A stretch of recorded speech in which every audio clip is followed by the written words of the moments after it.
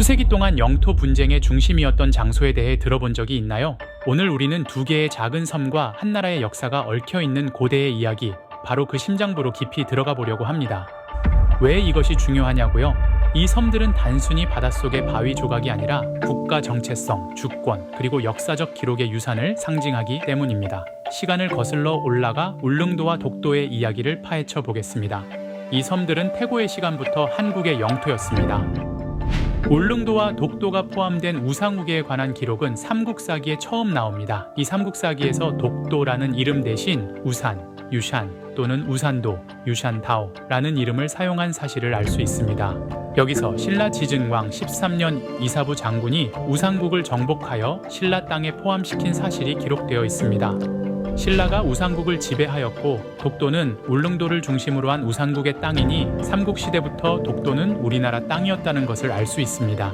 1454년 조선시대 때에 세종실록 지리지에서 이 섬들을 언급하며 조선도 이들을 조선의 땅으로 인식했다고 강조합니다.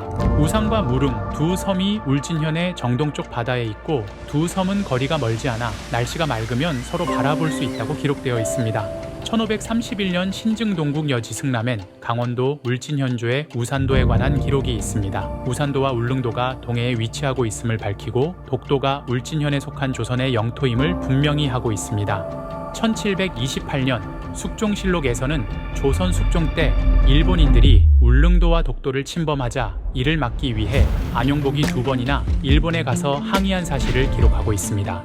1808년 만기요람에서도 울릉도와 우산도가 모두 우상국의 땅이라고 기록되어 있어 두 섬이 우리나라의 땅임을 분명히 밝히고 있습니다. 이러한 역사적 인식의 지속성은 한국이 이 섬들에 대해 가지고 있는 오래된 주권을 뒷받침해줍니다. 20세기 이전에 한국은 어떠한 분쟁도 없이 울릉도와 독도를 관리했습니다. 그러나 1905년 일본이 독도를 주장하기 시작하며 이를 시마네현에 편입시키기 시작하였고 제2차 세계대전 이후 샌프란시스코 강화조약에 독도의 주권의 표기로 문제삼아 논쟁이 시작되었습니다. 샌프란시스코 강화조약에서는 연합국을 실질적으로 이끈 미국과 영국에 의해 1946년 초부터 강화조약 초안이 만들어지기 시작했는데 1951년 8월 최종 초안이 완성되기까지 20여 차례 수정을 거쳤습니다. 독도의 귀속 문제에 있어서 1947년 3월 19일자 강화조약 초안부터 1949년 11월 2일자까지는 독도가 한국 영토로 명기되어 있었으나 12월 8일자 초안부터는 일본 영토로 명기되었다가 1950년 8월 7일자 초안부터는 독도가 조약 안에서 빠졌습니다. 결국 1951년 8월 13일 완성된 샌프란시스코 강화조약 최종 초안은 제2조 A항에 일본은 한국의 독립을 승인하고 제주도,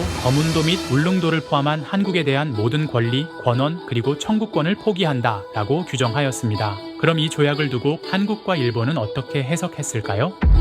한국은 제2조 A항이 일본에서 분리되는 모든 도서를 열거한 것이 아니며 이것은 한국의 도서가 제주도, 거문도, 울릉도 뿐만이 아니라는 사실에 비추어 명백하므로 독도는 반환된 도서에 포함되는 한국의 영토라고 해석한 반면 일본은 제2조 A항에는 독도가 빠져 있고 일본이 한국의 독립을 승인하였으나 독도와 같이 강제 병합 이전에 일본에 편입된 영토를 한국에 양도한다는 내용은 조약에 없다는 점을 들어 독도는 일본 영토라고 주장하고 있습니다.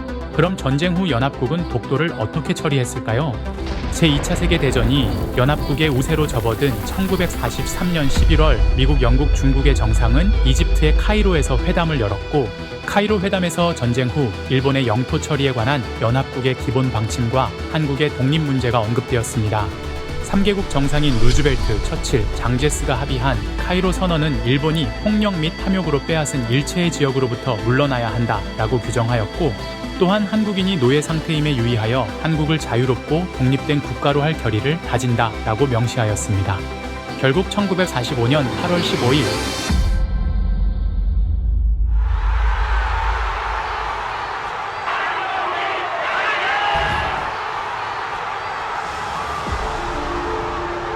일본은 포츠담 선언을 수락하여 항복하였고 9월 2일 정식으로 항복 문서에 서명하였습니다. 여기서 독도는 1905년 일본이 폭력 및 탐욕으로 빼앗은 지역에 당연히 해당된 것입니다. 다음 해인 1946년 1월 29일 연합국 최고사령관은 일본 정부에 각서 제677호 Governmental and administrative separation of certain outlying areas from Japan.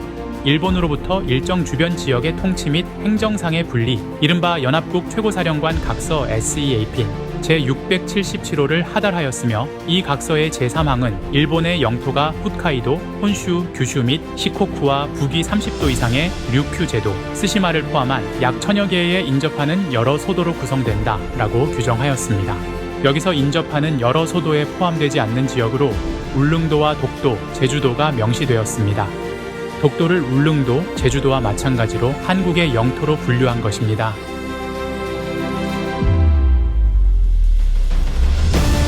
오늘날 대한민국은 독도에 대한 명백한 통제권을 행사합니다. 한국 경찰의 존재, 기상관측소, 등대가 이 섬들에 대한 지속적인 관할권의 예입니다. 그리고 이러한 물리적 통제와 함께 역사적 및 법적 주장은 대한민국의 독도에 대한 주권을 위한 확고한 기반을 형성합니다.